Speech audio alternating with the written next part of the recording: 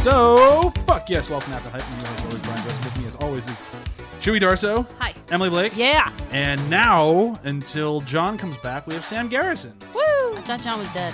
Well, until he comes back to life, I guess. Well, John is Jesus. Yeah. And you know, in Hollywood, they like to say when you have kids, you're dead. It's true. Now he has 2. Yeah. What the a fool. worst. Who would have And he kids lives in these like days of age? Simi. Yeah. Oh, Jesus. Sometimes kids just happen, you know. What do you mean? You might have a surprise at the end of May. Cool. I can't wait to see what happens. By the way, you've been putting on a lot of weight. I'll just bring that up Fuck now. you. Okay, special guest this week. We have Paul Krueger back. Hail and well met. You were on Swiss Army Man, right? Yes, that was me. Okay, yeah. I have trouble remembering what episodes I have people on. I just remember they've been on, and then I was like, I've talked to them about a movie. I don't remember which one.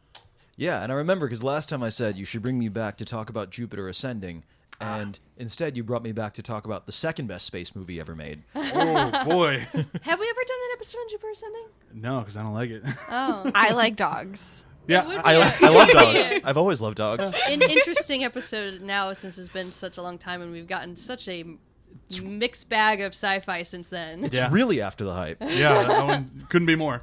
But we'll do a quick round of pre-plugs, if you will. Paul, you have a book out. Do you have another one coming that you're allowed to talk about, or no? Or... I have a lot of things going on right now, and I unfortunately cannot talk about any of them. Okay. It's like you're important or something. Yeah. No, listen, here's the thing. Being an author is like being a farmer. You know, you show up at the state fair with your big old pumpkin, but when you're not at the state fair, you're just kind of tilling the fields and putting fertilizer in the soil and stuff, and them gourds is growing. And right now, my gourds is growing. Okay. Somehow that just sounds so dirty. If people want to read Yeah, your old work... it's soil. Is that what you put on your Tinder profile? My Oh, gourd man. is My growing. Man, I should reactivate Tinder just for that. Yeah. I've alienated every other eligible bachelorette in LA. Dude, no, don't go on Tinder. Go on Farmers Only. I'm a word farmer. But yes, the book you alluded to is called Last Call at the Nightshade Lounge. It is a fantasy novel about a secret society of bartenders who fight demons with alcohol magic. I read it. It's good, and it has drink recipes. It's true. It does. I own it. I bought it, but then I'm still reading it because I've You been reading son of it a for like bitch. 9 months. But when I get done with that, it's the next one on my list. No, it's okay. This is LA. Nobody You guys reads. are just reminding me how much I That's miss true. alcohol right now. Alcohol and reading. Yeah. Being was able it- to lay down in a comfortable position. Do you like alcohol? Do you like reading? Get Last Call at the Nightshade Lounge. It there you has go. both. Yeah, It's perfect. true. Anybody else have anything to plug early before we move into where have you been doing? No, great. Okay, so where have you been doing? I will go first. I have been playing a game called Trackmania Turbo. It is free this month on PlayStation 4 Plus. It is basically like, if you're not familiar with the Trackmania series, which I did not know was a series, it's basically kind of a mix of Mario Kart and F-Zero, but on very, very short tracks. Like, the tracks are anywhere from like 20 to 30 seconds, and you just fly. Would you as fast say as it's possible. like you're living your online life a quarter mile at a time? Sure, yeah, that'd be a great way to look at it. Goodness. It Those is. are both games where I just constantly crash or spin my way off of the ramp all the time. So you I would can do that imagine. a lot in this game. Okay, cool. And the cool. problem is I the can see game. frustration being high. Oh yeah, but it's such a well-made game where it's a one-button restart. So like if you are flying off the course, you hit one button and the entire thing is started over instantaneous. So it's not like, oh, I have to reload the whole thing. It's just super fast and keeps you playing. And it's just gorgeous and fun and stupid, and I could not recommend it to anybody highly enough, even at the $40 price tag, which is where it usually sits. But if you own a PS4 and this episode still comes out in April, which I think it will, you should definitely pick it up because it is awesome. And if you have VR, there's a VR aspect to it as well, which almost made me throw up everywhere, which means it's good, so you should play it. But it's a little insane. But that's it for me. For me, I'm not going to talk about Grimm or Law and Order. Good for you. Okay. Emily's very sick of hearing me talk about those two things. I don't think it's just me. It's not. Yes, Fine, it is. whatever, guys. I will wife, talk about happy Brooklyn life. Nine-Nine instead. I love that it's a good show. Brooklyn Nine-Nine is on my list of shows that are underappreciated and wonderful. Actually, Brian keeps mentioning to me that I need to, at some point, actually write a article that's been swirling around in my head that pretty much if you have a show where that has a truly diverse cast in every way, it will do poorly in the ratings. Not The Good Place. Good Place is actually doing pretty well. It's getting a lot better. Good Place is a bona fide phenomenon. Yeah. And it's the same dude. Also, wonder-appreciated. There's the word you're looking for. Huh? Oh, I like that. Wonderful and underappreciated. Wonderful, Wonder-appreciated. Yeah, wonder-appreciated. Yeah, I like that. That's good. It's like you do word stuff. It's just because pretty much chords are every show that I've enjoyed that had very diverse casts will stick around for a long time, but just never get the attention or rewards or anything that they ever deserve. I felt that towards Sleepy Hollow. I feel that towards Brooklyn Nine-Nine, because they're still in the bubble. They haven't gotten confirmed for their next season yet, and honestly, they're not even on the bubble anymore. They're all considered likely to not renew. That's really disappointing. So good. Yep. I know, and it's got such an amazing cast between every spectrum, where you got your Italian, you got your Jew, you got your Hispanic, you got your black, you got everything. It sounds like you're grocery shopping for races. I think maybe one of the reasons is like I love that show. I never know when it's on. It comes on, there'll be a few episodes, and then all of a sudden it'll disappear for a while. It's true. And then it They've just comes had back long. on. Their mid-season break was way too long, and they don't advertise, and also their Twitter account, which I follow, will regularly live tweet old episodes. So when new episodes come on, I'm like, I assume it's an old episode they're talking about, but it's a new episode. So it's a thing. Yeah. Sorry, everyone's blasting in my head. I can't do this the whole episode. But yeah, it's frustrating because it just seems like with those type of shows, though, they just start. The moment they start to lose a little bit of faith in their product, they just start burying it. And then, of course, it's not going to do better because you're not believing in your product. Well, and it's Fox, and Fox is yeah. known to swing that axe real fast. But this one, it's Fox, and it's finishing its 5th season, which means it has syndication. So, like, the chances of it coming back are slim. It was just frustrating because the last episode I watched was a bottle episode, which, normally in a show, bottle episodes are just budgetary things they got to do every now and then, so they don't have to spend much for that one. And it was just, let me remember all their names. Community had a good one. Jake with Captain Holt interrogating one guy in an interrogation room. That was the whole episode. It was just those 3 characters. And for a bottle episode, it was fantastic because it was all examining Jake's ego and how he's way too confident all the time, and whether or not Holt believes in him. And it's a classic trope they keep doing around the whole show constantly. But they did it great. For a bottle episode, I was just like, I didn't even realize that was a bottle episode until the very end when one of their characters showed up. And I was just like, oh, wait, I didn't see anybody else in this episode except for them. And just, that makes me sad that, yes, so it's 5th season and it's going to get canceled. It's really sad. At least it got 5 years. I mean, yeah, a bit of a positive side to it, but it does suck. And it's just, because Rosa just came out as bi earlier this season, and it would be great for them to explore that with her, but if they're not going to now. Yeah. There's not a whole lot of good bi representation on TV. There isn't. No. Because there's still so many people that don't even understand how bi works. Yep. And her dad's played by Danny Trejo, and who doesn't always love that? The man makes a fine taco.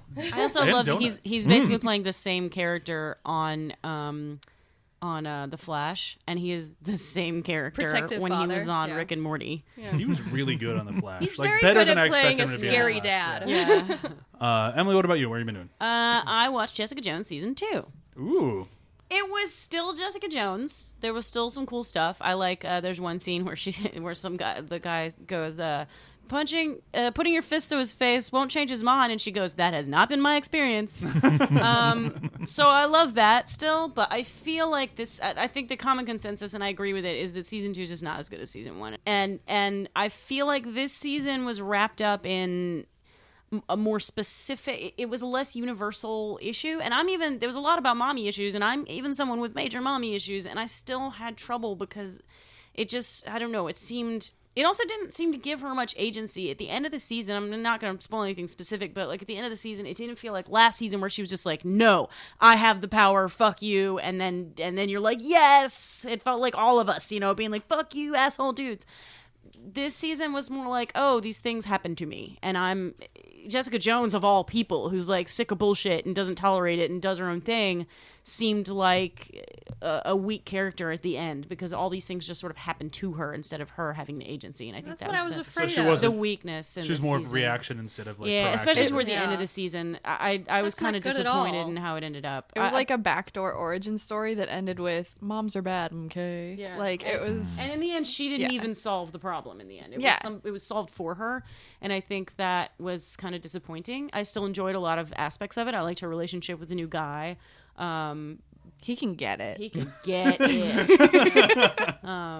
At some point here, I'll actually sit down and watch all the new shows that I've been meaning to watch, Yeah. and not just keep watching Grimm and Law and Order. Well, there are a lot of episodes of those shows. Yeah, So. I'm almost done with Grimm. Actually, I'm very sad about it.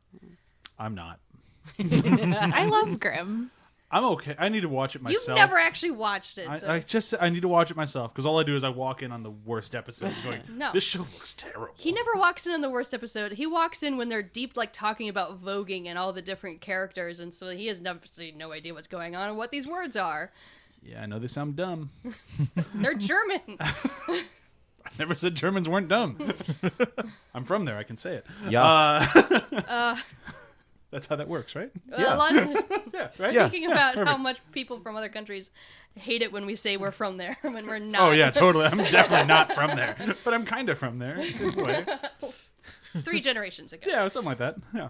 Sam, what about you? What have you been doing? I have just finished watching Santa Clarita Diet, which was I've heard it's Another, delightful. I've heard a lot of good things. I might go out. I'm going to go out on a limb.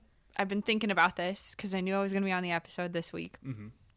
It might be the best show I've seen on Netflix. Whoa. It's Strong endorsement. Better I'm- than Stranger Things? 'Cause yeah. that's Oh, what for everyone sure. says is the No, best. no. No, it's not. Because it's like this is actually all the jokes are so well structured. The setups and payoffs. I love the characters. They behave consistently. It's just so well written, but it's so campy and so dumb. But it knows it's like everything is done with a purpose, and I love it. And I love Drew Barrymore and Timothy Olyphant have the best chemistry. I think it's like this really positive marital relationship in the middle of this chaotic, fucked up, gory show. Like at the end of season 1, I was watching it with my fiance, and we were both like tearing up in the middle of like what might be the stupidest thing I've ever seen. But we were also both like crying because there was this beautiful, heartfelt, and it wasn't purposely tugging at your heartstrings. It's just we had grown to love these characters so much, and Yeah. it felt so good. I was not expecting to enjoy it. I started watching it because Timothy Olyphant and Drew Barrymore were on the Joel McHale show. I was just thinking about Yeah, that. and it was so freaking funny. Justified. Yeah, it was so funny, and they were so funny together. We were like, well, we're watching this episode now, and we got through the whole series in about a week, and it's so good. I feel like it's not fair because now Timothy Olyphant is also funny. Like he needed to be more perfect. I Like, know! he needed How to- dare you be so attractive He started in and comedy. funny? He started really? in Did yeah. he? Timothy Olyphant started in comedy. Him getting cast as like a hard ass in Deadwood and getting cast as a killer in Scream 2. In Scream 2. In Like, Injustice? What was that? Justified, Justified. which He's I also, love Justified. Could talk you about know, that he one was forever. a drug dealer in Go, but he was kind of a funny drug dealer. So. Yeah, and he was really funny as a pornographer in The Girl Next Door. Yeah. But yeah, him getting cast as like a killer and a lawman were actually him playing against type that became his new type because he was Interesting. so good at it. Because I'm with you. I love Timothy Olyphant in that show. I mean, Drew Barrymore obviously is the anchor of it, but Timothy Olyphant's reaction shots are, I think, the secret in the sauce. Yeah. Really. 100%. Oh, it's so good though. Like I can't. Everybody should be watching this show. It's so good. I like seeing their new advertisements where at first I thought it was a real realty company advertising on park benches, and I'm like, oh no, wait, that's for that Netflix show. That realtor looks an awful lot like Timothy Olyphant. I would definitely buy a condo from him. Yeah. And then we But would then his bang wife in might it. eat me. It's always a possibility, I suppose. Paul, what about you? Okay, so I started watching an older show called Steins Gate this week. Now, I love shows that have a puzzle box structure, and I have the patience to see one of those shows through to the end. But the problem is that I'm only 2 episodes in, and I have no idea what's going on, but I am enraptured by it. As far as I can tell, Steins Gate is about this low-rent, mad scientist type college student and his friends who live in a slum in the Akihabara district of Tokyo. Oh, this is an anime, by the way. Oh, okay. Sorry. Yeah, it's an anime. And I think there's time travel involved because I'm trying to think of what to say without spoiling it, but just first off, there is a falling satellite that crushes a building, but when he tries to warn someone about it, apparently his text came 3 days ago, and I think what they're building towards is that the main character has time traveled and hasn't gotten to the point where he's time traveled yet, and then it's going to get crazy and trippy and puzzle boxy. And I've been told that if you give it like 6 episodes, things start to make sense. So I'm really early in that right now, and I don't know what's going on, but I do love it, and the animation is gorgeous, the music is really good, and yeah, yay anime. I'll have to check that one out. Yeah. I haven't watched a good anime in a long time. What was the last good one you watched? The first half of Death Note. Yeah, the first half of Death Note is a good anime. Yeah, it is. And then it falls apart.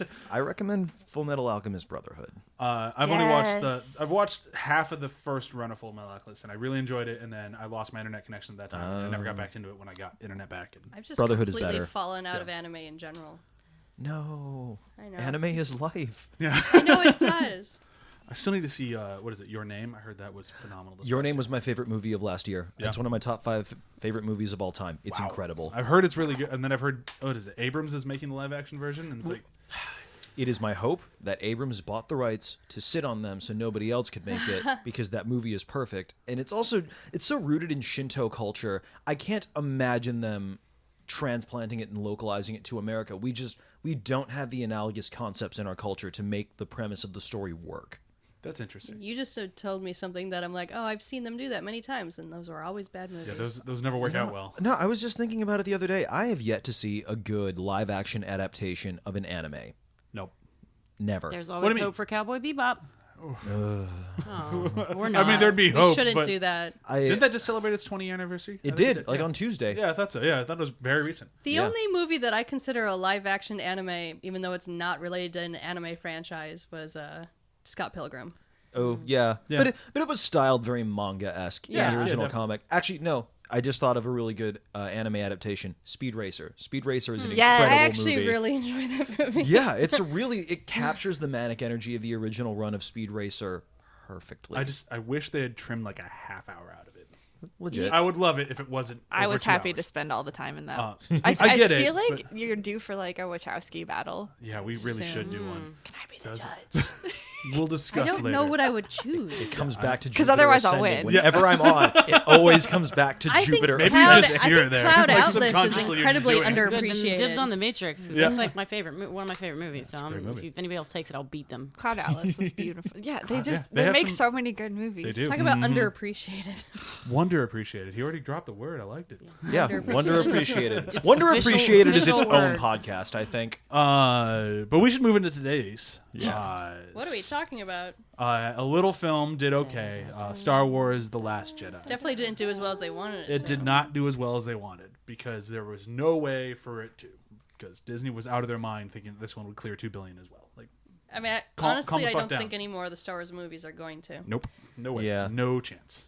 Yeah, The I would agree. haterade that I was thinking was going to happen in a couple years has already started. Yeah, It's also we hadn't had a new Star Wars movie in like a zillion years, so it was a big deal. Now Yeah. it's like, oh, we're getting one every year, so it's less necessary. It's like They shouldn't be doing it's like that. superhero movies. You don't have to wait so long to see one, so naturally, not as many people are going to rush out to watch it. Well, okay, so hang on. Because this movie has been so uniquely divisive among all Star Wars movies, I want to just go around the table and everybody, without articulating your position, just whether you liked it or not. Like, did you like it or did you not like it? oh, I Brian? liked it. Yeah, Okay, I Chewie? definitely liked it. I like it. Sam? I liked it. Okay, so we all liked it at least. And Yeah. now we can articulate. I've heard a lot of. Yeah. I'm prepared to discuss a lot of arguments I've heard from dudes I've dated about why this movie's not good. Before Yeah. we do any of that, though, we need to do a 30-second breakdown. I apologize again this week. It is not on camera because we do not have the right cameras here. 'Cause Fuck John you, died. John, for dying. I really hope he listens to these episodes. Ever since he's been on the show, he kind of stopped listening to the show, so I'm not sure if he's going to hear us just keep talking about how he's dead. Wait, are you serious? Yeah. What a dick. Yeah, I know, right? Do you guys listen? I mean, we were already here. I listen. Well, I have to listen when I cut it, and then I listen to my yeah. car to make sure that the levels still work I don't out. listen. I started listening to a couple episodes I wasn't here for, and then I was just like, I don't know. I'm not It's on my- it. Ringing I really endorsement of the can't- show. I Emily. listened Thanks a lot. I listened to the podcast when I wasn't on it. Yeah. Now it's like I don't I need to listen to listen to some of it. myself. I listen every Friday morning with Lottie on the way into work. Oh. Aw. Well, at least She we got looks like one. a. I know, I think I started to listen to it, and I was like, because I was like gonna try, and then Yeah. I was like, but I just started thinking about clowns, Yeah, and then I was like scared. they just got in your head. Yeah. The image of a clown is a clown. As I'm drunk. And like you. One thing is, you gotta be thankful to the amount of restraint Brian and I, as trolls, have Yeah, I appreciate it. held towards you. I Because can still every just- time I see something online about or in life about clowns, I think of you and Brian's sister. Yeah. And I text Brian's sister. I text guess you. thanks for not being horrible. Okay, Paul, are you ready to do a 30-second breakdown for The Last Jedi? Yeah. Can you describe this whole movie in 30 seconds? I think so. Okay, cool. All right, so here it is. Star Wars The Last Jedi in 30 seconds. Here we go, go, go, go, go, go. Okay, Rian Johnson watched the second episode of Battlestar Galactica and then decided to turn that into a whole movie. And then he incorporated a lot of toxic relationship tropes that he ultimately subverted, which I really appreciated. Meanwhile, Oscar Isaac is incredibly handsome, but not a good planner. And he spends his whole life sassing back to women. And then at the end of it, all the women follow him, which I don't think was necessarily the message Rian Johnson intended, but that is the message that came across, which is a whole other thing we can talk about. And Rose is cool. Asians in space. I'm so happy I didn't cut off the end there. I was just about to. Oh, Yeah, by the way, okay. I'm Asian, All just right. so you know. I'm When I- just going to Google that because I want to see how many porn hits I get. Asians I'm in space. sure you get quite a lot. Oh man, send me those links because that sounds good. just to be clear to the audience, I am Asian. I can invoke Asians in space. Can if you're not Asian, can you not invoke Asians in space? You can, but we'll know. All right. We'll talk about it at the meeting. So the internet is better I like than I Asians thought it in was going to space. be, guys. Yeah. It doesn't just have porn come up right away. It actually comes up with a list of Asian astronauts and then comparison of Asian national space programs. Diversity It's always kind of in nice when the internet space. doesn't let you down. You just assume porn will come up. I have it on good authority that porn is what the internet is for. Yeah. I've heard it in a musical once. Okay, so starting with this movie, we've already kind of done the round table of whether or not we liked it. The one thing I want to try to avoid doing is just comparing this to the rest of the franchise, which I think is very tough to do with a movie that's this many deep.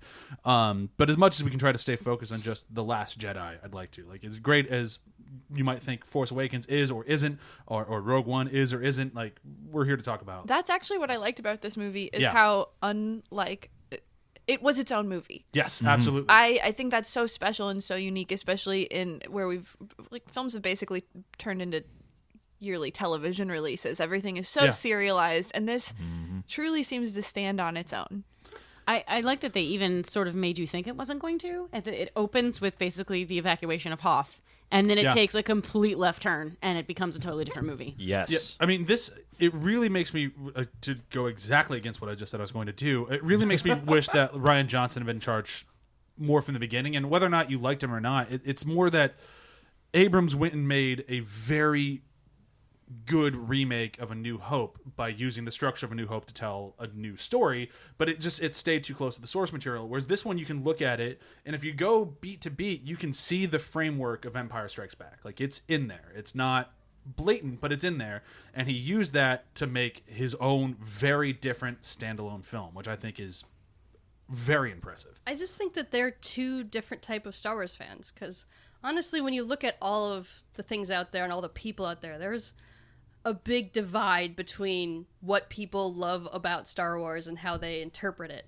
Like, a lot of times I just don't talk to people about Star Wars because to me it's very different fandom than a lot of other people. Like Sam and I have even gotten into fights about it because I know Sam loves the marketing about Star Wars the most, and I care about That's the not- deep-rooted. Not the told- most, You're but so corporate, Sam. yeah. But we've talked about how you think the toys were the big reason that Star Wars became Star Wars. No, I think it's because it is the boilerplate for franchise filmmaking. It's Yeah. important. Yeah, like it's an important piece of cinema. It's as important, I think, as the first movies that were made because it has given us modern cinema. Oh, absolutely. And modern cinema isn't just the movie. It is the marketing and the merchandising and the fandom and the response to that fandom. And that's why I think Star Wars, it's so important in a way that I don't think people fully appreciate or grasp sometimes. Yeah. I totally agree with that. And Yeah. when I think about Star Wars, I like that aspect of it. But when I think about my personal fandom, that's not why I'm a Star Wars person. And it's like, no, but even if that's not why you're a Star I'm not Wars, articulating this well at all. no, I But the basics of what I'm trying to say is that there are different versions of a Star Wars fan. There's like how I saw Star Wars, and then I wanted to consume everything story-driven that was Star Wars. Like, I enjoyed buying the stuff, but I really read the books, and I read the comics, and I really wanted to be involved in everything that was happening in the universe. Knights of the Old Republic is still the greatest game ever written. Yeah. And then you have other people who only Cartesian, watched the what? movies and that say they're the biggest Star Wars fans ever. And a lot of times I get really mad about that. But then I have to hold myself back and be like, okay, that's just you. You think you're the biggest Star Wars fan ever. All right. It doesn't have to be a competition. I know, but there's a lot That's of the thing. co- I think it's- all of those things can be true. Yeah, that's what I'm saying. Like, I Yeah. have to step Yeah. back and be like, all right, everyone's fandom's different.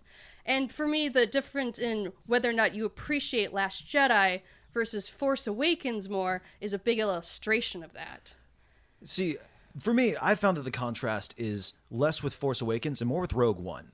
Because Yeah. a thing I've noticed about both Rogue One and The Last Jedi is that both of them were movies that endeavored to take a franchise that was very staid and set in its ways and expand what it could be in very different directions. And I find, this isn't, of course, a universal rule, but I have found in my informal experience that people that really loved Rogue One did not care for The Last Jedi and vice versa.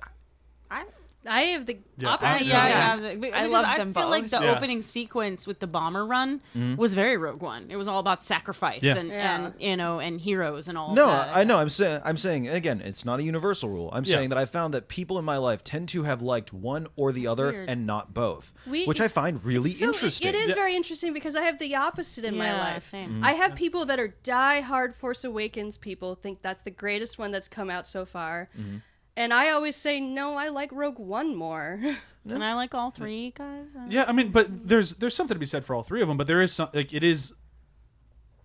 I think that Rogue One and Last Jedi complement each other more They than do. they do Force They're Awakens. way more I don't think that's a bad thing Yeah. either. It's just kind of how they're coming about. And I think We're doing the exact opposite of what yeah, you I know. said. So I'm I want to sorry. move more into just Last Can Jedi. we- Yeah. Okay. Yeah. Can I do that? Yeah. So for me, what was so special about The Last Jedi, everybody, like, I think it's been pretty clear on all my episodes. I fucking love romance in film. And finally, Star Wars was sexy. Like, oh, I've been waiting for that for so long. Can you put And- on a towel? Sorry. Like, I have been waiting for that for so long, though, to Yeah. have like this big mythic world and then have it come down to just like two people like kind of getting under one another's skin. Yeah. Yeah. And the fact that that was the central conflict in the movie, it finally felt like I've always loved Star Wars. I'm definitely a fan, but it's like, oh, you finally get me. And I was like, because I was so hot for Kylo Ren in Force Awakens, and I was just, people were like, you shouldn't be hot for that guy. He's evil. And in this movie, I was like, yay, I'm justified. Okay, it's okay. But he's still really He's evil. still But, But he's really so like, evil, yeah. but he's Yeah. really, it was obviously a sex symbol situation. Yeah. Well, I don't know. Yeah. I don't know about the evil. Actually, I don't know about the evil part. I mean, yeah, he's like a selfish child. And a Yeah, mass that's what I murderer never- who killed his but own dad I while never looking him in found the him eye. attractive. Forgiven a lot of because mass of that. murderers in a lot of movies, though. I can't find a but child to be the amount of- attractive. so- Yeah, No, but the but- amount of people who love Loki, you know. Yeah, but there, I don't get that either. I get Loki more than I get Kylo. Like Kylo, I would go to a Thor orgy. Let's Yeah. be real. people. Authorgy. Thor.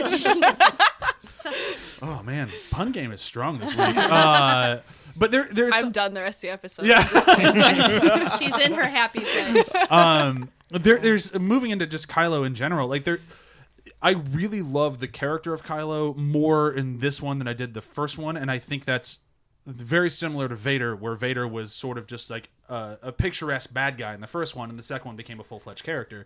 And I like that they kind of did the same thing in this one, where like Kylo went from basically just being a whiny bitch in the first movie, which again, not complaining about that, to like a fully like, I want to control my own destiny. God damn it! In this one, and just like seeing that internal struggle throughout the whole movie was great. And his real, like, he's so lonely, and that's why, Yeah. like, because there's no one for him to relate to. He killed everyone he could relate to, Yeah. and now here's Rey, and he's just sort of like, and I think that's actually this. It's weird because he is an asshole, but the sad moment when she rejects him, and he's just like, that was, but he won't come over to her side. So he could do that too. He could help her, and he makes that choice. I'm actually That please he has Yeah. is like one of the most like heart wrenching like. Oh my god. And Yeah, I've heard Vader some- would never ask please for No. anything. Yeah. And like there's a lot of people who think that sequence is him lying to her to try to convince her to go over to his side. There's no fucking way. I think Like, it's super the only lonely. time he's really sincere. yeah, that is a sincere, desperate, begging moment of like, I don't want to be alone. Please come with me on I mean, it this. starts all the way back from when he first took his mask off and like started Yeah. talking to her in that room. Realized when she pushed back against him, he was like, "Wait, whoa!"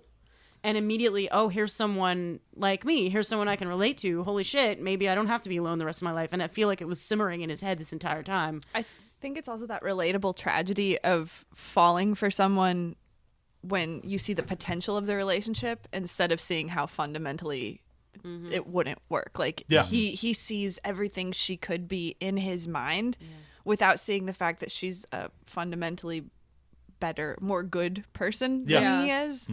And it's, I think we can all relate to that in that moment too. There's so much sympathy where I think we've probably all been there or Yeah. been on the receiving end of that. And that's where this relationship was so lived in and honest Yeah. and in the middle of an epic space battle. I love Yeah. it. That's Yeah. one thing that I love about Rey. Not to turn it away from Kylo, but yeah, to turn away from Kylo. That's fine. Yeah. Please. One of the things I love about Rey as a character all the way through is that she does do that. She is a little bright spot. That everywhere she goes, my favorite moment of hers is from The Force Awakens when she just goes, "I bypassed the compressor," and she's so excited, and then he's not excited. She's like, "Oh," because I feel like she's so bright and shiny and believes and is just excited to be alive, and so everywhere she goes, look what she did for Luke. Like, she brought Luke back from depression. She gives everybody she meets hope, and I think there's a part of Kylo that thought she could do that for him too, and that's not her fucking job. But I feel like he thought maybe she could save him as a person, and she's just like, "Not my job. I'm walking away." Yeah. There are a lot of women she- who would have been like, "Okay, let me save you. I can she- make you a better She man." gave it a shot. Like she Yeah. actually tried, and when she realized there's no saving him, Yeah. she walked away. It wasn't like she just like, you know what? Fuck No, that. no, Yeah. but she walked away when it was going to be unhealthy. Yeah. I think exactly. she was very.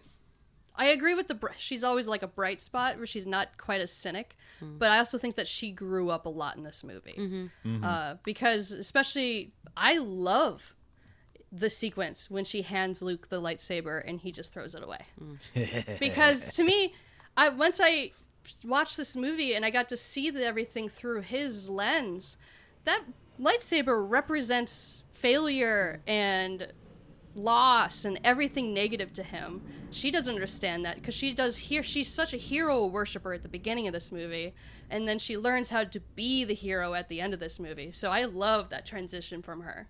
Yeah, and I think that's to bring it back to The Force Awakens, like we wanted to. No, I have long held the opinion The Force Awakens is an examination of what it means to be a Star Wars fan because it's centered around a bunch of characters who grew up idolizing Star Wars and suddenly get to live the fantasy, and that Rey and Finn and Kylo are all different examinations of what it means to be a Star Wars fan. And I think that examination continues in The Last Jedi. I think this is where you see Rey grow up from being a fan to being a contributor to the canon, so to Yeah. speak. Sure. You know, it's and the same goes for Kylo. Kylo is a toxic gatekeeper who thinks that he can own what Star Wars is. And then he gets mad when everybody doesn't want to play things his way. And Yeah. then he's still kind of the same at the end, but he becomes a full-blown Sith at the end. He fulfills the circle. He kills his master, and I'm very excited to see where he's going to go in the next movie. Although I wonder do if they'll like give that him an choice. apprentice. They Well, he should. wanted Always it to two be there are. Ray. Yeah. Well, there's supposed to be two. Yeah. But Kylo Ren has not identified as Sith. There's he a, there's said a let the difference. Sith die. Yeah, Yeah. there's a difference between being a dark side user and being a member of the Order of the Sith. Same And- for Well, I know Yeah, that, yeah, but yeah. the whole even so he's saying he doesn't want to be a Sith, he still completed the task of Yeah, a I Sith. did. Yeah. You know, he did, but he also did that in an act of burning down everything that came before because he didn't want to preserve the old order. This ended up actually being the fundamental conflict between them, is that Kylo wants to burn everything down. Rey wants to build things back up. Yeah. And when But you- isn't there something about how much he wants to push back against the old order that he accidentally just falls into the old order of things? Well, that's kind of the yeah. history Yeah, the more repeats he- itself. Yeah, the more he tries to run from his destiny, the more he's just running straight at it. And I think that's why he's so upset. Like, he is the child. When you think about it, he is the child of two of the most significant people in their universe. Yeah. Like, these two people created a rebellion and ended up saving everyone, and he's also a Force user, and he's also supposed to bring back the Jedi. That's a lot of fucking pressure. Yeah. And I can see why he's fragile and decides he can't handle it and pushes back. I mean, it doesn't make him not an asshole, but you can sort of see where that comes from and why he's like that. The same way, one of the complaints I've heard is that this isn't the Luke I grew up on. Well, of course not. He's like way older, and Yeah. he Yeah. also has a lot of pressure. Got a lot of baggage. Yeah, Luke was supposed to save everyone, and he didn't, and now he's like, well, fuck it. Why should I even try? I'm a failure. I mean, that would be such an epic failure. You would not recover from that. Well, that's what Brian and I just discussed a lot yesterday about the reasons we love this movie and how the movie is about failure. The entire movie is about everyone failing and then trying to make the best of it. Everyone Yeah, fails. everyone Really good fails at point. some point in this Yeah. movie. And for me, it's also about destroying your heroes. Because Rey lets go of her hero worship. There's Rose, who we haven't brought it up yet. I love her moment of destroying her hero worship because she's That's like right out of the gate. yeah, because She she's doesn't get just to have a hero. She's praising Finn the whole time, like, "Oh, I'd heard about you. You're so great. All this." I'm like, "What are you doing?" So who does she fall in love with, though? Did she fall in love with Finn, or did she fall in love with the image of Finn that she had in her head? You I know, don't know. This is one of my few critiques of the movie. I wish they had done just a little bit more to sell me on the Rose Finn connection. Because right now, as I read it, Rose is super into Finn. Finn is not necessarily into Rose. I wish that relationship could have been a little more defined. You don't have to give me much. Give me like 2 longing glances of her looking at Finn at one point or another to show more of an arc. Because it did. Like, I kind of sensed that they were going there, but I didn't feel like they had quite earned that moment. No, it didn't feel like romance. To me, No. it felt more like, "I think I'm dying. I'm just gonna kiss you now." Which, I mean, But- if John Boyega's hovering in front of your face and you're dying, like... Yeah, Yeah, go why for not? it. Yeah, no, yeah. you do it. You miss 100% of the proton torpedoes you don't launch. I guess that like I'm curious to see where their relationship goes because I don't even know if that kiss felt terribly romantic. It No, it didn't feel didn't. romantic to me at all. It, it felt like a felt like goodbye. Telling Yeah. you, love Yeah. triangle. There can have a Yeah. non-romantic kiss. It's Yes. going to be a love triangle. That was by far I the think you're probably right. I don't want you to be right, but knowing I that don't- Abrams is taking over, you're probably no. right. There are with certain Poe? well, Finn and Poe. there are certain That'd be better. inevitabilities with Star Wars you have to just learn to live with, like the fact that Solo is almost inevitably going to end with him making the Kessel Run. Oh yeah, for sure. Yeah. Like That doesn't look somebody said that to me in passing, and the moment I heard it, I realized with mounting horror that there was almost no way that Solo could end any other way than him making the Kessel Run. Or no, the Falcon making the Kessel Run. Yeah. They always specify that it's the ship, not him. The only thing that I'm nervous about with Solo, just to say it and move on, Yes. is All of it. whether or not it is a very unnerving movie because it's been such a roller coaster of a production. But if they end it tying it directly into A New Hope, I'm like, that chronology makes no sense. Don't do that. I want a Lando movie. I just want to watch Donald Glover in that cape. Just Oh look cool. my God. Lando Unchained. I'm convinced Lando Unchained, that movie's going to end yes. with him walking into the cantina, but No, that doesn't matter. because it doesn't make sense. Last He's Jedi, too- Last Jedi, Last Jedi. Okay, but We just love Star Wars so much. I Returning know. to Finn and Rose, I do think that was by far the weakest part of the story. The scene where they race through the casino planet on the backs of those animals went on for way too Oh my- long. and Yeah. It was they really cut it in boring. half, too. Oh, Yeah, we God. watched that extended cut. I started getting frustrated. Yeah. It's felt like still happening. It felt like being transported into a kids movie. Yeah. Like a legitimate. I mean, I know Star Wars And is it a was- family film, but Yeah. you know what I mean. But you went Like- back to Transition. episode 1, Yeah. you're pod racing. It's, again. it's the Yeah. difference between Last Jedi and Phantom Menace. Which one's a kids movie? Yeah. And it's just, it was so unfun, and I don't. My tolerance for Benicio del Toro is limited anyway. Yeah. So fuck Shocking that that he turned on them, guys. Oh yeah. I This was creepy upset man they that met in there a were- I like prison. DJ. Am I in the? I like DJ. Yeah, I thought he was pretty cool. Like I like Space Monte Carlo in general. I think it's the secret that makes the movie work. I didn't Yeah. like it Really? because Yes. to me it just felt like a big sideline that was filler, and there's no Hutts or Twi'leks in there, which was just I weird. felt like they were just giving Finn something to do. Yeah. No, see, I think here's the thing. obviously, you guys are all storytellers. You all understand this. But for our listeners at home, a story is rooted in, if you use the hero's journey model that George Lucas used, you start with the ordinary world. That is how a story begins. That's how you provide context so the hero has something to fight for. This movie starts with everything already under fire and everybody moving. You don't have an ordinary world. You get through the first act largely on momentum, but eventually you need to zoom this movie out and ground it back in the larger galaxy, and that to me is what Space Monte Carlo does. That is showing you what the Resistance is fighting for, because otherwise A bunch it is of just dicks battles. Okay, No, the kids in the Kids. the Okay, kids in the they're fighting stable. for the kids. Which is like, there's a reason why The that's what the downtrodden. movie ends on. Which, Yeah. incidentally, the other reason why Space Monte Carlo works is because that last image is Yes. so powerful and so moving, and I tear up every single time it happens. But yeah, I think you need this movie you need Space Monte Carlo to provide scope. I here's the thing. agree with that, but there's too much monologuing in it that actually just upset me.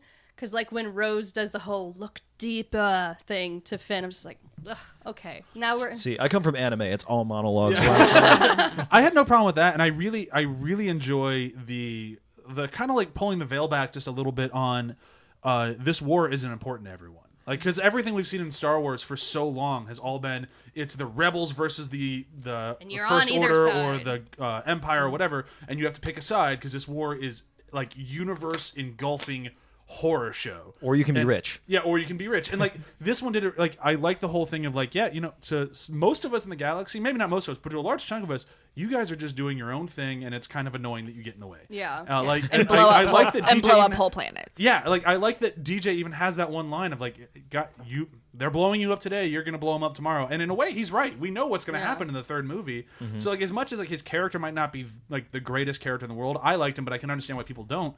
I like that he brings in that point of view which we've never gotten in a Star Wars film. Yeah. not so really, far. no. Yeah, which goes back to, I think this is a movie that tried to expand what Star Wars could be. Star Wars traditionally has been very binary in its outlook on the galaxy and on morality, and this movie was all about finding those gray areas, and I think you need a character like DJ to do that. I think it's almost like you talk about how this is beat for beat Empire Strikes Back. I think Not beat for beat, but the framework yeah, is there. but I think he is the Boba Fett figure, but I think he is a much more interesting figure, both because he says things and because he actually stands for something. Yeah, Boba Fett Yeah. is just doing it. I just never. He just understood looks why real everyone fucking Alright. cool. No, because Another thing Boba that Fett was is a feat more of good explored in costume the books design. that other people don't appreciate. Sure. In Legends. Yeah.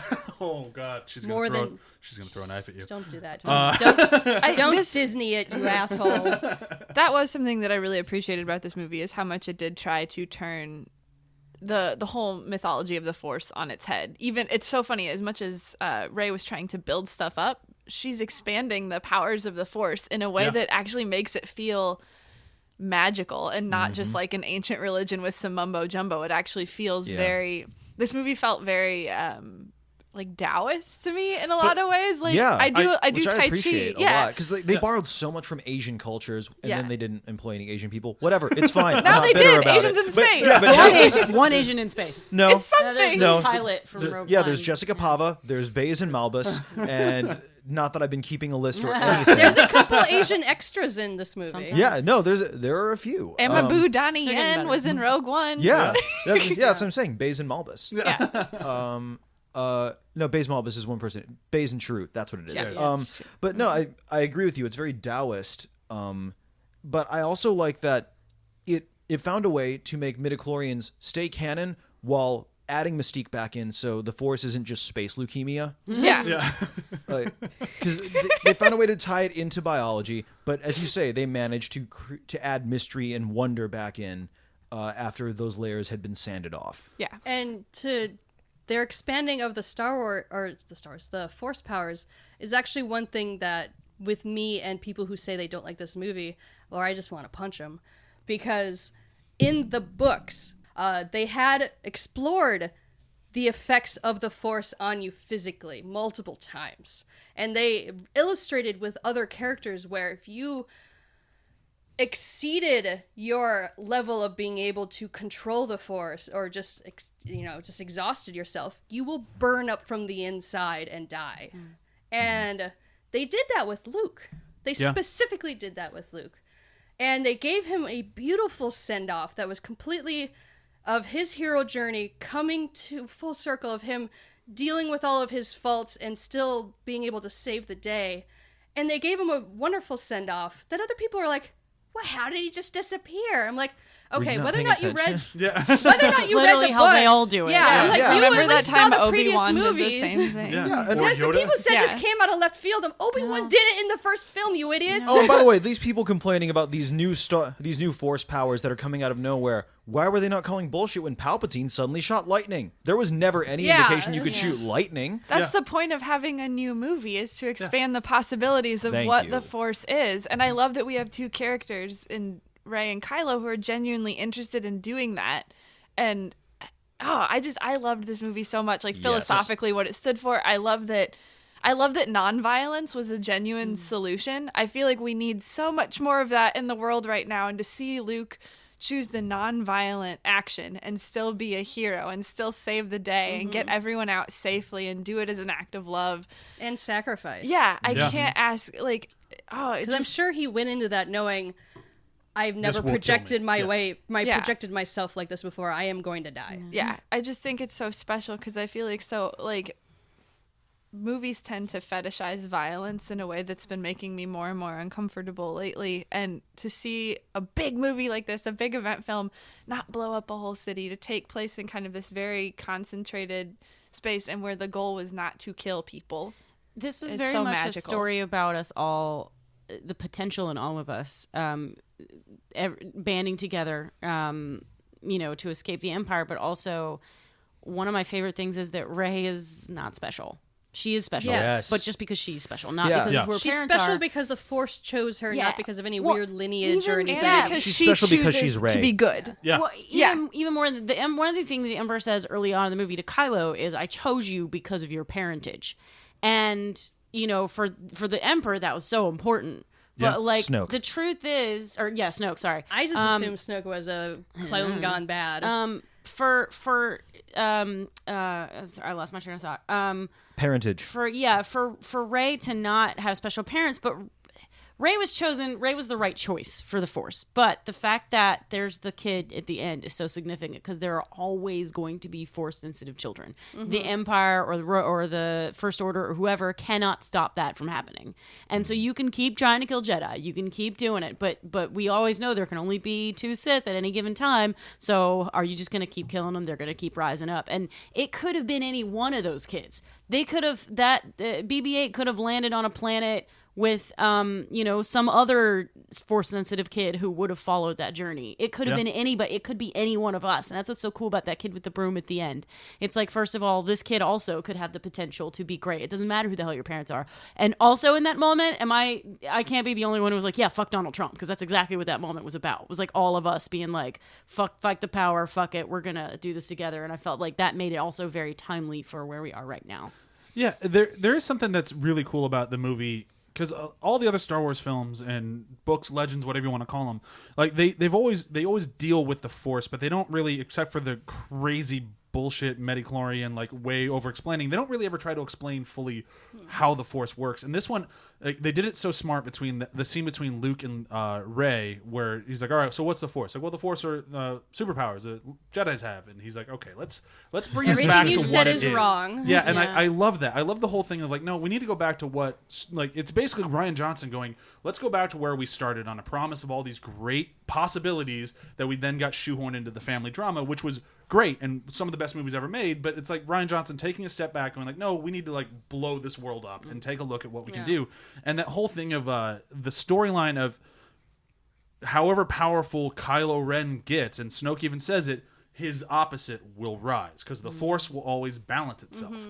And I love that because that just plays like bigger in your head. So there's only 2 Sith. That means that the Sith are most likely way more powerful than any one of the Jedis, because if it's going to balance itself, those 2 will have more power than the hundreds of Jedis that we had before. And now that the Jedi are basically gone, and we only have 2 Sith, and now one person who's becoming like the main new Jedi, The Last Jedi, in the fact. Last Jedi, it's the power just tilts.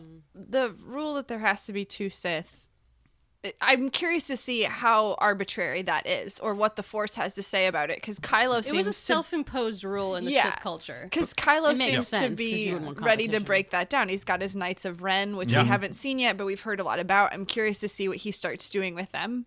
Yeah. Because I think that's the thing. The Force just got blown wide open. It has been democratized to some degree, and if it is about balance. The more bad you have, the more good you have. The more good you have, the more. So it's about you need those gray areas, and I guess I'm so excited to see what happens with the third film because this world just got blown open in such a big way. And, It's not the religion anymore. Yeah, exactly. Yeah, and I think there's an interesting contrast between how George Lucas viewed the Force versus how Rian Johnson is displaying it. Because in the prequels, George Lucas envisioned the Force in that the light side was inherently balanced and the dark side was an inherent imbalance. And Rian Johnson seems to be advancing the idea that instead light and dark need to exist in harmony. And I find that both more interesting and a welcome change. I loved that Luke and Kylo were basically two sides of the same coin in that Luke was just like, no, it needs to end. And Kylo's like, no, it needs to end. And it's like, but you're both coming at it from two completely different angles, but the same like theory. I want to move into some of the more complaints. Like we can go some of the internet complaints for this thing or the non-internet complaints. I've got a big one. I also have a big one, but I'll let you go first. Why did Admiral Holdo not tell them her plan if it was as simple as getting on the escape pods and going to a fort? Because the very little that she did tell got leaked to the enemy and people fucking died. Yeah, that's pretty much what. That one I had a problem with the first time I watched it, and then on the rewatches, I'm like, okay, no, it's not explicitly said, but it kind of makes sense. I have read some very good explanations for why that choice was made. I would have liked the movie itself to make that case better. Sure, yeah. It does seem you do feel like problematic because you want her to be able to trust everyone that works underneath her, but then you can still understand the need to knownness of being. Yeah, can you imagine if she had to stop and explain what she's doing to every single person? Who's just so emotional and just going nuts right and now. Just got people killed. Yeah, you can't trust him with information right now. Like he's completely compromised. Like if it wasn't a life or death situation, he'd be pulled out of the ranks right now because he cannot operate. He is obsessed with being the hero, and he needed to be put down a little bit for that. And I like that she kind of told him like being the hero means making tough decisions, and she had to make several, and not telling some of her subordinates in choosing to epically blow up the fleet. Which was awesome. Oh my god, that was one of the most beautiful things I have ever seen. It still blows my mind that it had to be explained to other people. Like, way to go, AMC theater goers. Oh my god.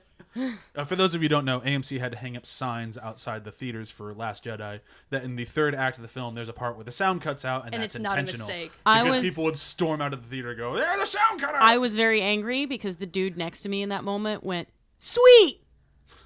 and so like ruined it. The entire theater, and people started chuckling. I stopped breathing. Yeah. I was so into that moment. Yeah, I saw it in the Dome at the ArcLight over on Vine. So this is a theater of 800 people, and we're of course already really into this movie. So you're feeling the energy coming off of this gigantic crowd, and then Holdo drives that ship through the fleet, and when the hush hit the theater, you felt all of the air leave the theater too. It was like nothing I had ever experienced. Yeah.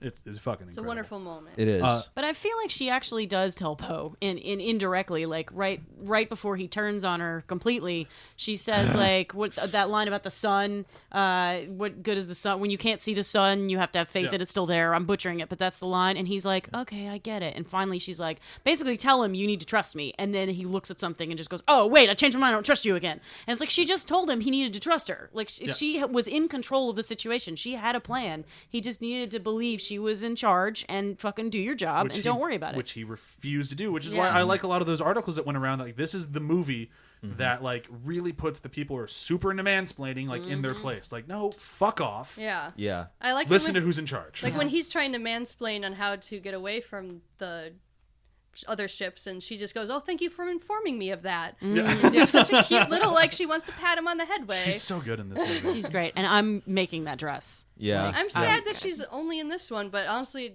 the sacrifice was worth it in a way. They went for the better character than a sellable character. And we have that great moment between her and Leia. So it's just so nice to see two female characters just having a moment that is just about their experience and leadership. Claudia Gray has a book called Leia, Princess of Alderaan, which is a really excellent exploration of their friendship that I highly recommend.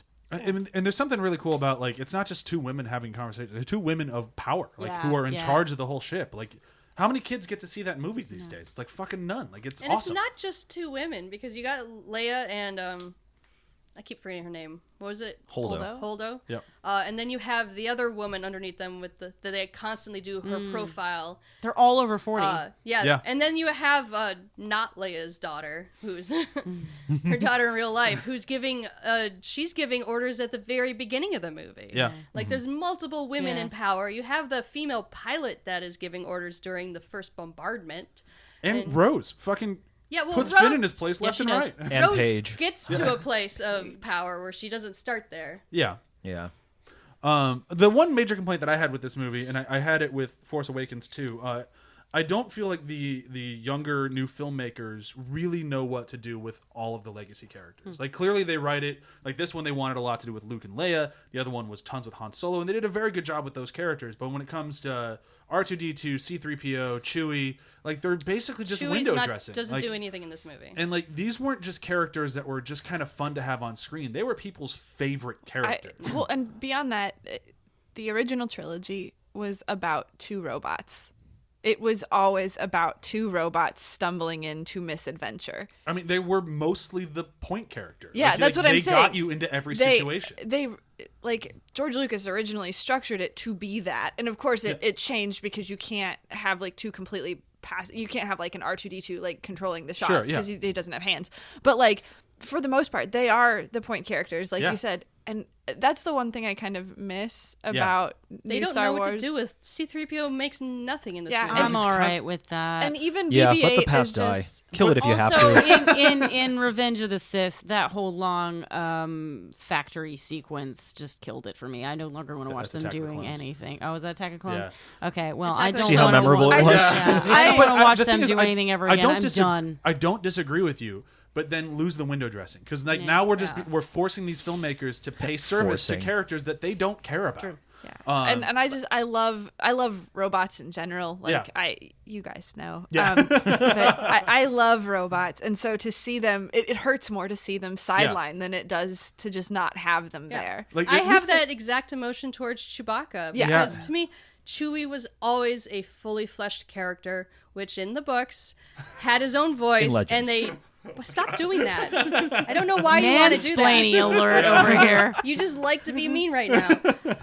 But we had the advantage in the books that you could write his thoughts in English. And I understand you can't do that in the movies where you have to have someone translate for him. But even so, they made it work in the other films. Why can't you make it work in these? Why do you just put him as a nothing? If Han's gone, then he barely is Comic important. relief in this Like movie. he's not supposed to be comic relief. He's supposed to be a supporting character. He's also really old, though. Like, how old do Wookiees live? Wookiees can live several hundred years. Okay, so he's not that old. But like the end of Awakens, it felt like it was promising. Like, oh, so Leia will be Chewie's new right hand man. Like they should have like a really good budding friendship, and we get a glimpse of that Right. here and there. But so yeah, right. And it was just like, Then he's just this. Yeah, you And- have the stupid thing with him eating or not eating the porg. yeah. But like I'm And that's fine. it. the Porg already died. Yeah, Yeah. I'm like, The where were porg the died for porgs nothing. guilting him when he was roasting it? Also, they were not scared enough of him. They were like No. coming up to him. He's eating one of you guys. Fucking get out of there. he already killed it. He skinned it. He roasted it, and now you're playing on the guilt trip. But would you? They if you just saw- wanted some. If you Yeah. saw, He just didn't speak pork. They were seriously, if you Like- saw a Wookiee like eating a human, would you walk and be like, "Please don't eat that human"? You'd be like, "Oh, fucking run!" You know? No, those Yeah. porgs just wanted some, and I know Yeah. because I live with a porg, and when she makes that face, that means she wants You try to whatever give her I'm eating. food. Yeah.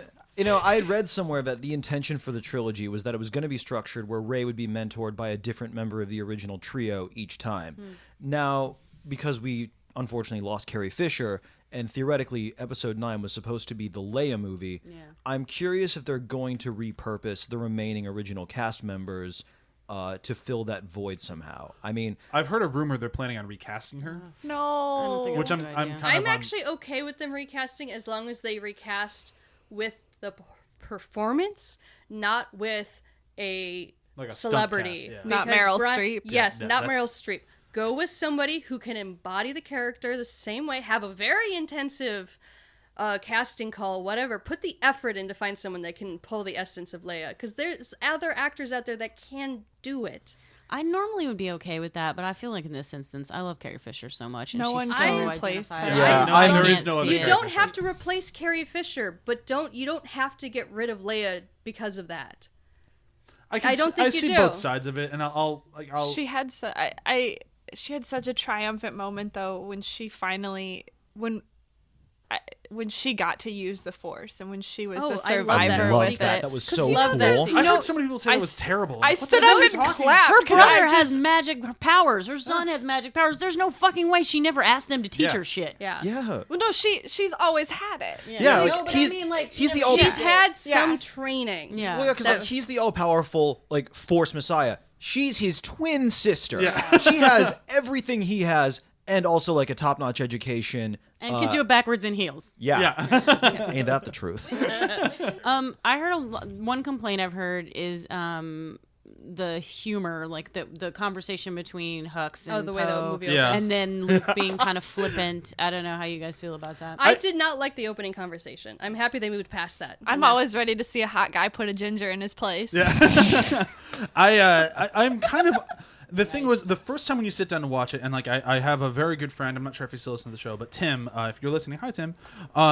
But he thinks this is far and away the most offensive Star Wars film ever made. He hated it, and he hated it right from the get go with that conversation, because just like right out of the gate, it's like this is a different Star Wars film, and like you know it right away. And if you watch the deleted scenes, they were going to hit that a lot harder. Originally, with the original open was the ship going overhead just like normal, and as you pan down, you're not looking at space, you're looking at the fake back to tank that John Boyega's in. Back to suit. Back to suit, and it's like, oh wow, we're not even starting in space in this one. Like it was a way harsher, like It was exactly like they did it in Aliens. It was really weird. yeah, it was. I'm sure it was. And Probably they did a called version it. of that joke with the. It looks like it's a spaceship, and then it's the iron. Yeah, Yeah, I actually which think I that one's love that funny. moment. Yeah, I that thought that one's was always so good. yeah. Like there's things in this movie that it's like the comedy is definitely different, but I don't think it takes away from the movie. Well, it's because they didn't lean into it too hard. Yeah, a lot of That- the deleted that scenes are beginning comedy they took sequence, out, which that is a good beginning- idea. But that beginning sequence to me, I was just like, okay, are we gonna go Marvel with this? But then they stopped doing it right away. Like that was just Yeah. the one sequence that was like that, so I was able to get past I it. also think like the first time we see Poe, when Kylo Ren captures him, he's just like, "Who talks first? You talk first. I talk to them first. I can't see with all that Yeah, stuff in that- your that's face." very like his- that's the same comedy. It's just shorter. Yeah. Yeah. You know. But And there's something- the difference between that and the conversation on the phone is that that's just Poe being Poe in that moment. They're not reacting to him the way that he's acting. In the phone conversation that Hux.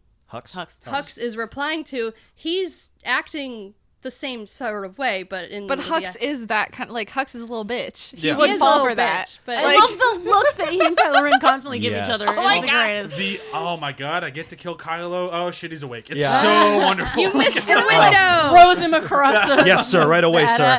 I feel bad for Hux all the time. I'm like, how did you even get to this position? No one respects you. Yeah. Well, the thing is, he is a respected figure in The Force Awakens, and they repurposed him into comedic relief in The Last Jedi, I think, to his benefit. Yeah. Yeah. I think it makes him stand out so much more than just the other guy in the First Order. Because Domhnall Gleeson is so good at selling that. Because Yeah. he's a funny dude, He and he's is. really good at playing this straight man. Yeah, that's Yeah. why you cast him in Peter Rabbit. I actually did want to see that. I never I got a kind of do chance. too. I don't know why. A critic I follow on Twitter, when it came out, tweeted out, Peter Rabbit verdict. Not as good as Black Panther. Still good. I'm trying to think of other characters we haven't hit that I want to talk about, or are there just things in the movie? We mentioned that the theme is failure, which I think is really important. The space nuns. Space nuns. I There are don't space really nuns. care about the space Aw. nuns. I like the space. I like nuns. how Ray. Have you ever met somebody who, no matter how hard you try, you always make a bad impression on them Yeah. every single time? I really felt for Ray in all those moments where she was making the space nuns' lives worse. Yeah. I really like that. Who is this girl? Why is she on our island? Has anyone else around the table watched the deleted scenes? I know I keep bringing them up. There is one where Luke is like fake teaching her a lesson. The third lesson that yeah. we never got. Yeah, to try to basically force her to like, anger and violence is not always the first place you should go. That's the lesson he's trying to teach her by lying to her that there's these marauders that come in once a month and they kill all the people there. Do you want to go They stop pillage. them?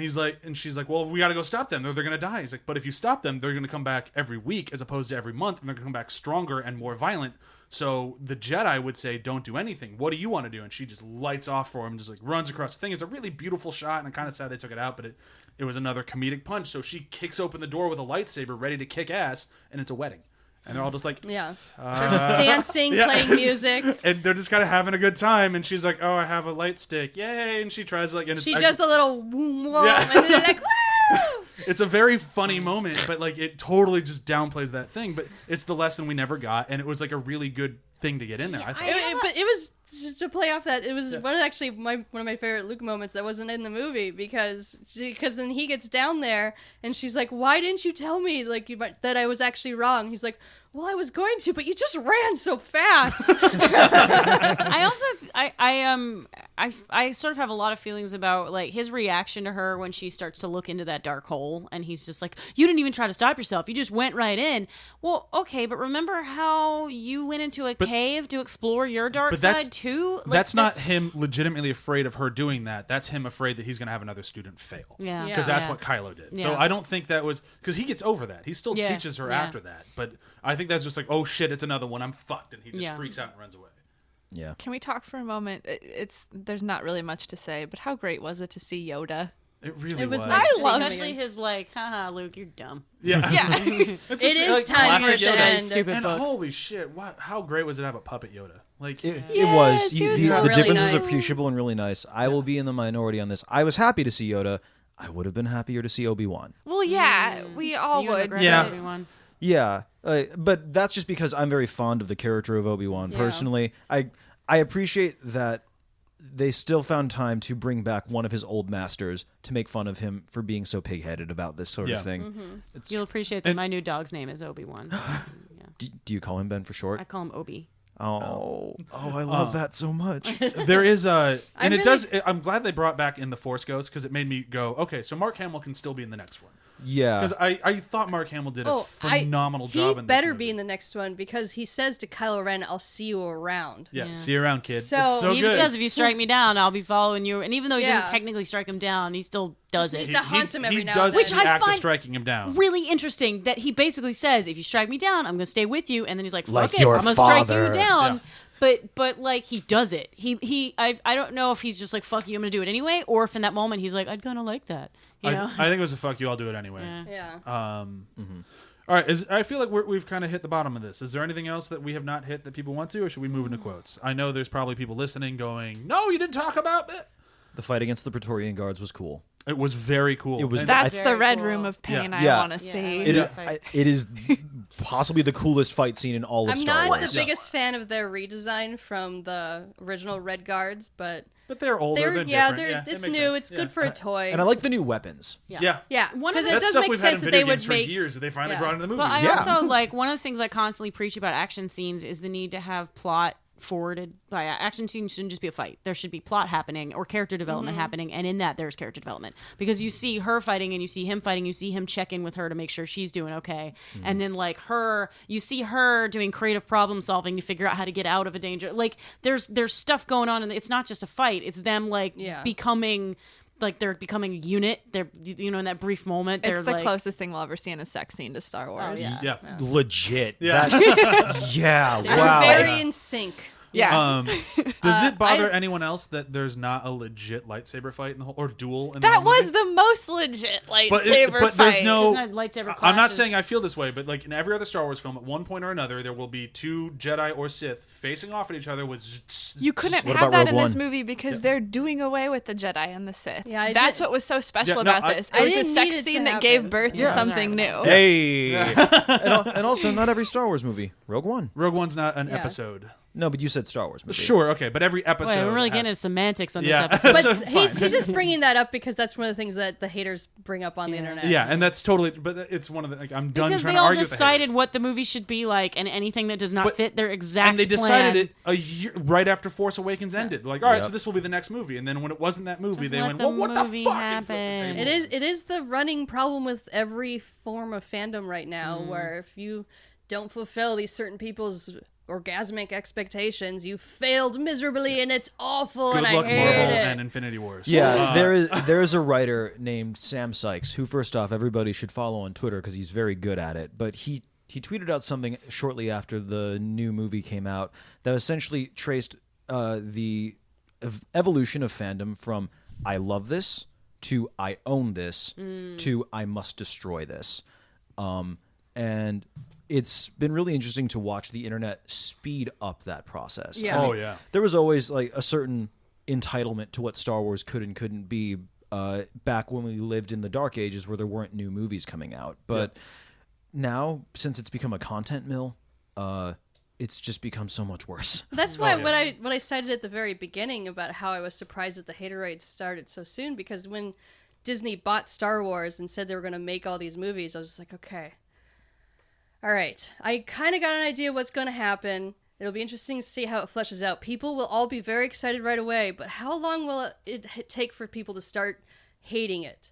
And I thought it was going to take at least 4 movies. Lol. I thought it we'd be took at the 2. I thought we'd be at the next trilogy. Oh, Like, sorry. I thought when they kicked off the next trilogy, people were like, "We're doing another one of these things. Didn't we just do this? This is stupid." Yeah, I thought we'd at least get through the I'm trilogy. honestly surprised it's already Oh happened no, we didn't so get through harshly. the first trailer. Remember what everybody said when they saw a black stormtrooper? They fucking yeah. flipped us shit. Yep. Yep. I think that's where too you have to remember that the internet and like nerd internet is a very specific and actually smaller than you'd expect echo chamber. Toxic place. Yeah, because But people they're just still super loud. most Nerds people hate loved change. this movie. Yeah. Most people loved it enough to see it again. And I think too that's where we have to acknowledge like Star Wars is a multi-billion-dollar franchise. It's not for nerds anymore. No. And that's where it's really fascinating to see this clash of like old guard like people that feel ownership of this franchise versus people that are keeping it afloat by being the ones to actually pay for it and It's see the the movies. same reason anybody like hates, like you want people you like to like your thing, but at the same time you hate when too many people like your thing because it's like, this is my thing. You like it, it lessens it somehow. If everyone likes it, well, it's not. I'm not special anymore for knowing about this thing and liking it. I guess. It's so dumb. Let's move into quotes. Quotes. I have I one. have so many. Yeah, my very favorite quote, and there were a lot of very good. This is probably the most quotable Star Wars movie, I think. But my favorite one is when Luke says to Rey, and this is the lesson: the Force does not belong to the Jedi. To say that the light ends when the Jedi do is vanity, because It that is. to me is a message to the old guard. Star Wars does not belong to you. Star Wars belongs to everybody. You don't get to define what Star Wars is. We all define what Star Wars is together. We all take different meanings from it. None of them are invalid. None of them negate each other. And we all need to learn to let go of the past. Yeah. And just try to take those feelings and be a positive person with it and not be terrible. That's the internet for you. Thank you, Yeah. internet, for listening to this episode, by the way. My quote is nowhere near as poignant, but I still really like it. Mine comes from Rose, and it's a moment where like I love that Rose was so infatuated with the idea of Finn, and then after getting to meet him, just does not give a fuck and will just call him out on everything.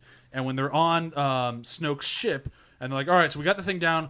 We need to get out of here. And he goes, I know where all the escape pods are. And she just goes, oh, I know where all the escape pods are. And she looks at him and goes, of course you do. it's such a great... Her killing her hero worship is one of my favorite parts It's of so this good. movie. She still falls in love with him, which is weird. I don't think she does. I'm I not just, sold. I'm kind of okay with it because don't know. the whole it wasn't She explored just enough, wanted to but- kiss a hot Yeah, I guy think while she she just was wanted- in she pain. thought she was dying. We've all been there. my favorite, Everyone on that ship is made out with Poe. it's Oh my hard God. for me to actually choose a favorite quote because there are so many great moments in this movie. So I'll just choose the one that I thought was just very humorous for her character with Rey. Because when she said to Luke, it's like moving rocks and shit, right? And then at the end, when she's saving the entire Moving rocks. resistance, it's almost like resigned. She huffs, goes, moving rocks. And then raises all the rocks. Oh, that's so good. Which all fall very quietly to the ground. Yeah. She slowed it down when they're falling. And Poe has a hard-on during that entire scene. Oh, by the yeah. way. Oh, for sure. That's why he Oh, was I so like when excited they- to go say hi Doesn't to he her. always, Yeah, when he though? introduces her and you're like, oh shit, they haven't met. That's Yeah. so weird. Yeah. Yeah, but it was kind of cool for them to address that. Yeah. I just love that. I'm right. I know. Yes, we know who you are. You're kind of hard to mistake for anybody else. Mine is actually two quotes in one, really, because I found this kind of fascinating. That Holdo says when Leia's hurt and she takes over, she says, "We are the spark. We are the spark that will light the fire that will restore the resistance." Later, after she dies, at the end of the movie, Poe says, We are the spark that will light the fire that will burn the First Order down. And I find that fascinating that he changed the quote to be way more violent. Way He more has his character. learned Guys. nothing. Yeah. Yeah. Isn't it fun how it's Poe Dameron's direct fault that the Resistance went from being a fleet to fitting on the Millennium Falcon? Yeah. Yes. And not only that, it's also his fault. Like, it's his fault 2 times over. Like, stop letting him make decisions. Oh, But we he's didn't so talk about Poe much in pretty. this He is episode very at You just all. want to keep him around. I love Poe, Yeah. but oh my God, someone needs to stop him. I feel like we just shat on him periodically. Yeah, throughout just the every now and then episode, it's like, oh, by which the way, is fuck he that. really doesn't Yeah. come It's all off he great in deserves. this Yeah. movie. It's all he He's deserves. a great character, Yeah. but because he's a shit. Yeah. Yeah. Yeah. So my quote is when Rey and Kylo have just knocked out the Praetorian Guard, and he says, "You know the truth about your parents. Say it." She says, "They were nobody." And he says, "They were filthy junk traders, sold you off for drinking money. They're dead in a pauper's grave in the Jakku Desert. You come from nothing. You are nothing, but not to me." Ugh. And it was devastating. It was, I think, like kind of in that context, it would have been so convincing. And the fact that she takes this moment and still says no. She doesn't let him get to her. She Yeah. makes her own choice is so powerful. Because Someone who's looked for family for so long, and Yeah. here he is offering because it. he's so sincere, I think, in that moment, but it's so dangerous. And I've heard a lot of people say that scene is he's being very manipulative, and I'm like, I don't think it is. It might be think accidentally manipulative, He's but He means it. He he's means it, he yeah. he means it, and it is a manipulative statement. I mean, he's tearing her down so that she'll Yeah, you want can be him. both. yeah. yeah, And I think he really means it in that moment, but that just shows how dangerous he is. And it's to her credit. I mean, I've certainly fallen for that before in my life, and it's to her credit that she says no and is so sure of herself. Like yeah, that is her most powerful moment in the film. yeah. If only we could all be that powerful. Yeah. Is that everybody? Yeah. Quotes. Okay, so review system for today, I think is going to be more difficult than I intended to be, but I'm going for it anyways. Any other Star Wars film? Just name a Star Wars film. You have to review it with the Star Wars film. You can't just name it. I know, I've but got I mean, one. like, Go for it. I'm going to go with Rogue One because it's also filled with attractive people that I would. No, but like seriously, they both feel like something new and Yeah. fresh in the Star Wars universe. With like too much fan service paid to C-3PO and R2-D2 in a way that hurts me. Yeah. Don't tease me. I'll go with wait, which one? Oh yeah, Empire Strikes Back, because it for a large part of that movie, Luke is separated from the main group and they're off doing their own thing, and he also goes into the dark place, and so does she. So Yeah. there's a lot of parallels between them. You can use the same one if you have a different explanation for it. That's totally fine. I will review The Last Jedi and compare it to The Last Jedi because it is incomparable. Okay, that works. Smooth. I'm gonna go A New Hope, and mostly just based on the name. Not because the films are really in any way similar, but they basically, both films kind of went, hey, here's a whole new thing that people can just go nuts with, and this one did the same thing, and it kind of gave me a new hope, if you will, for where the franchise will go. I guess I'll go with my personal favorite, which is always Return of the Jedi. Yes. Because in Return of the Jedi, it's kind of the polar opposite of this movie, because everything in Return of the Jedi is about fixing what's wrong. And for the most part, everyone succeeds, and everyone is able to overcome the problems that they're facing, and then end on a very happy note. And it has my favorite scene in all Star Wars movies where Luke is being taunted by Vader, and he's like, "Sister, you have a sister," and it goes through all the stuff. And for a moment, you think Luke is failing, you think Luke is giving into it, and he's going to turn dark, but then he doesn't. And in this movie, Rey never really looks like she's falling.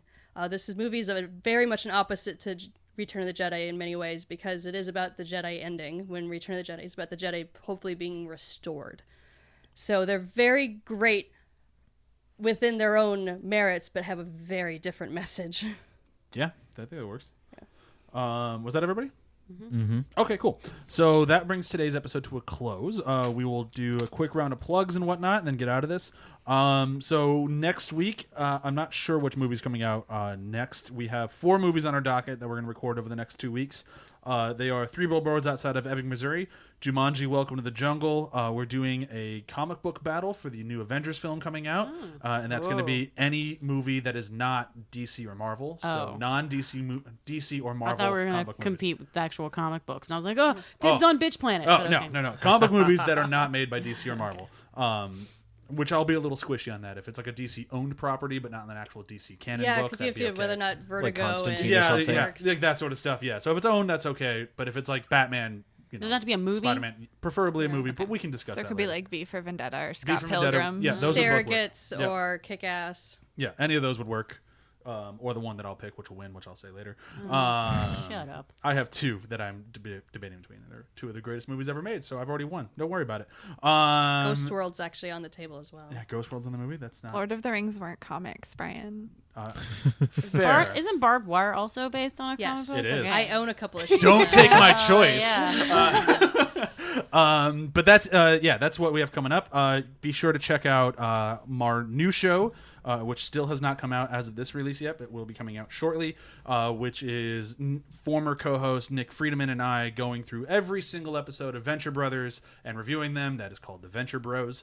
That's everything for me. Really stretched on that title. Yeah, I know. It was Chewy's It was my idea. You really stretched on that title, It's too. spelled the same, but it's different. I like it. That's it for me. Chewy, do you have anything to plug? I'm not working on anything right now other than making a baby. Yeah, you're working on a kid. So I don't know. Plug watching a bunch of movies about babies and whether or not you like that. Fair enough. Emily, anything to plug? I still sew shit. That's EmilyBlakeSews.com. Not I just Why still isn't it EmilyBlakeSewShit.com? That would Should have been. Oh, I wasted my life. too bad you don't have a time machine. Sam? I guess continue to watch the Grinch trailers as they appear in theaters. Slowly. I haven't really seen many new things coming out. We only had the first trailer that just released in front of A Wrinkle in Okay. Time. Oh, okay. The next one won't be out till June. But Okay. those posters are dope, am I right? Mostly I enjoy your posts about it. Like having the picture with Laddie in front of the poster. Oh, yeah, I really we- liked. Yeah, so if you follow my dog at Saint_Lottie, you will see her delightful Grinch poster version. This is pretty awesome. Paul, anything to plug? Because my gourds are growing. I don't have anything new to plug at the moment, but if you follow me on Twitter, I am at NotLikeFreddy. I mostly tweet about old anime and pictures of my cat And a lot of food. Oh, okay. What were you gonna say? I was gonna say you also get really angry at racism and stuff like that. Oh yeah, I hate racism. I'm not I belong to a lot of fandoms, but racism is not one of them. Not like Freddy, because my last name is Krueger, and believe me, I've heard the joke before. Do you hear it every time you go on a date with a girl? That's a yes. Okay, thank you very much for Paul coming out. Sam for sitting in for John, and everyone else for listening. Yeah, thanks for having me. Bye. It's always fun. Bye.